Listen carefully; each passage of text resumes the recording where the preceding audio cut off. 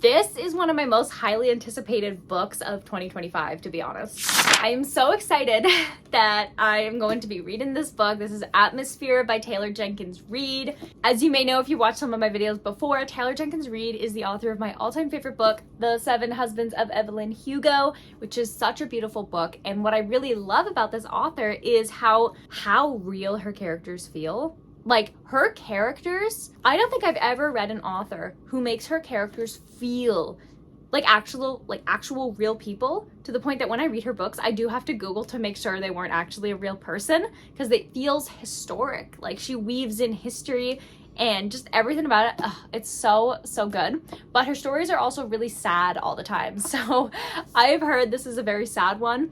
And so I'm just like trying to get myself into the mindset, because like, I love her book so much. So, from my understanding, Atmosphere follows our main character, who is basically fighting to be one of the first female astronauts, and this takes place in the 1980s. And so, again, something I love is that she's going to be pulling from real historic events that happened. Now, for me, I don't really know too much, actually, about the first female crew of the 1980s. I'm really hoping it's not the crew that went up into the sky and like the shuttle like blew up. I really hope that's not what it is, but like for some reason that's all I can think about. So I hope that's not the case, but like that's all I can think about, you know? And so I also know that this is a love story, so that's gonna be really fun as well, like following along whatever the love story is in this book, while also following a character in like trying to fight for something that she really wants. And I don't think I've ever read a story really like this before, so that makes it extra exciting. And I'm also a little bit nervous because I know it's supposed to be a sad one, so it's gonna be good though. I'm excited. So without further ado, let's crack this book right open. And if you've ever imagined yourself being an astronaut, going to the moon, exploring the universe, go ahead and subscribe.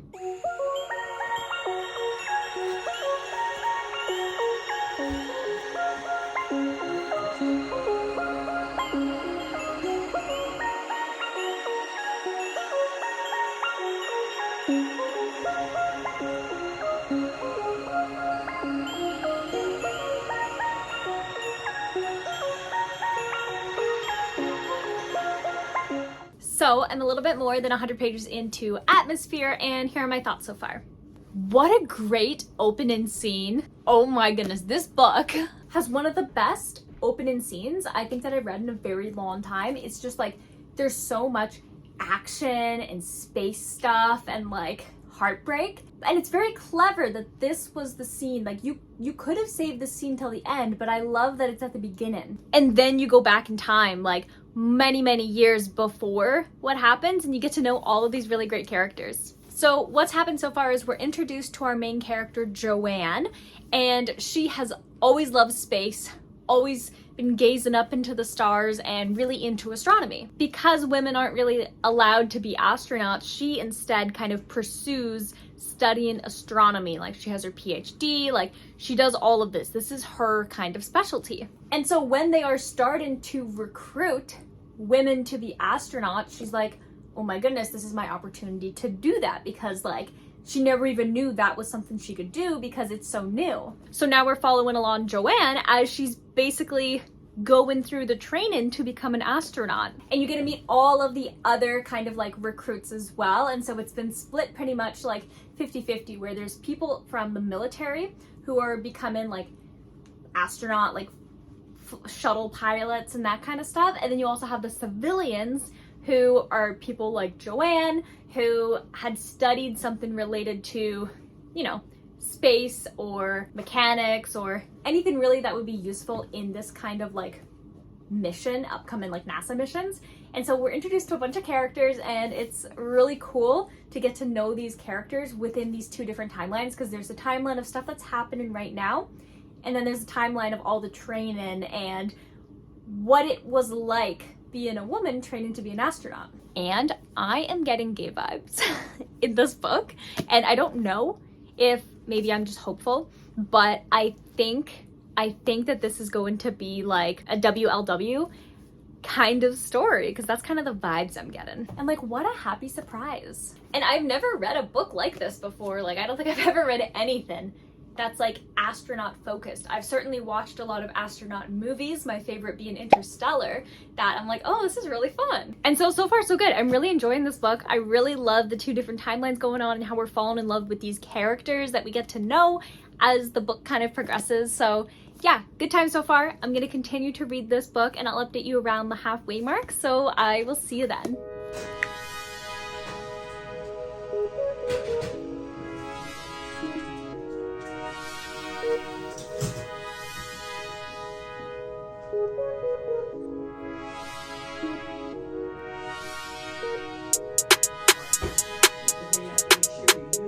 So I'm now definitely more than halfway through Atmosphere, and this book, it's gonna be a sad one. It's already a sad one, but I feel like it's just gonna get sadder and sadder and sadder. I think what I love so much about the books that Taylor Jenkins Reid writes is just how they are paced and how real the characters feel, while she ties it into like real, most of the time historic events. And so I feel like I'm learning so much about NASA in space, and it is really cool and honestly refreshing to have a character who's just like so into space and like is surrounded by people who also love space and want to talk about space stuff. And I feel like I also really just like relate to Joanne in this book, because like she's a peacemaker. She wants everybody to be happy. She goes out of her way to make people happy. She sacrifices a lot, and I really love a character like that who I can relate to and see a lot of myself in. And so it is really interesting to follow someone like her around and be like, yeah, I would do that too. And it's of course refreshing that you get just like a nice main character. The last book that I read had one of my least favorite popularized female protagonists, where the whole thing is that they're just kind of snarky and rude and like stabby all the time. So it is really nice to see a strong, smart female character who's inherently nice, and like when things don't go her way, she finds solutions to get around it. Like she gets angry, of course, she gets sad, of course, but like she doesn't go out of her way to hurt people or make people around her like sad or uncomfortable, and I really like that. I also really like the themes of like family and love and doing what it takes to fulfill your dreams and your goals while not stepping on other people like along the way.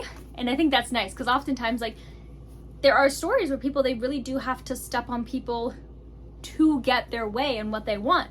And what I like is that our main character has the opportunity to do that, but she doesn't, and she stays very true to herself and her values and her beliefs to work towards what she wants in a way that works with her kind of like ethical values. And I'm like, yes. And then I also really love just her and her niece. They have such a special connection, and like she's always there. They're literally just like best friends. And there was a line in here that I really liked that talked about like when you have a niece or maybe even like a child or something, you watch them grow up, and every time you see them, they're a new version of themselves, and you have to basically let go that former version of them and fall deeper in love with this current version of them. Because with a kid, they change so much. They're figuring out who they are, what they're going to become. And this character, she talks about how she wishes she could hold on to all of these moments, but she can't, because it's not how time works. And you don't get to hold on to the baby version of them and the 10-year-old version of them. You don't get to hold on to the 5-year-old version of them and the adult version. They can't exist in that same timeline. And that was something that I just thought was really well put in this book. And it's honestly how I kind of feel about my youngest brother, who in my head, I'm like, yeah, he's the cute, sweet little baby. This is an 18-year-old. He's 18 now. And as much as I love to remember him as a child holding my hand with one of his fingers and him just like calling for me, wanting to hang out with me and playing our little games, I also have to just kind of mourn that part of him that will never exist anywhere else than other than in my memory, and now just love him as he is and continues to become even more of a person, finds his path and his destiny. And I don't know, I just felt like I really related to that part where I was like, you know what, like it is hard to let go of these little parts of a person, that you don't have to forget it, but you need to love them who they are now. They're not always going to be that little kid. And I really like that. So yeah, it's really fun to follow along these characters. The present timeline is the one that's literally ripping my heart into shreds. And then the other timeline I think is just fun to follow along as they're training and working towards achieving their goals to be astronauts and eventually get sent out to do space missions. That's gonna be really fun. The timelines are almost caught up now though, so yeah, I'm excited. Trying to mentally prepare myself for the ending because I have a prediction of how I think this book is going to end, and I think it's going to be heartbreaking. So I'm going to continue to read Atmosphere, and I will update you when I finish this book. So I will see you then with my final thoughts and what I will rate the book.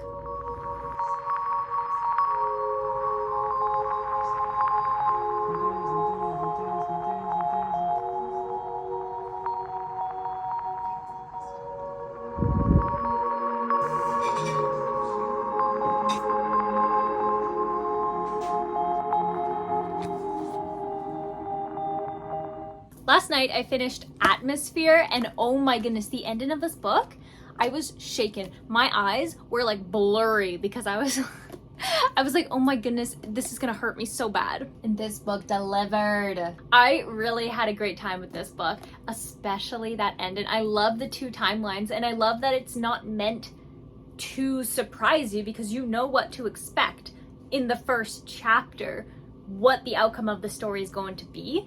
And so it doesn't mean that it makes it hurt any less though. And I love that. I love that so much because like you start off with such like intensity, then you have these different timelines. Then when the timelines catch up, you're like, oh no, oh no, oh no, oh no. I also really, really did not like Barbara. And let me know, did you like Barbara? If you hated Barbara as well, you should hit the like button because like that way we can share our mutual hatred of Barbara.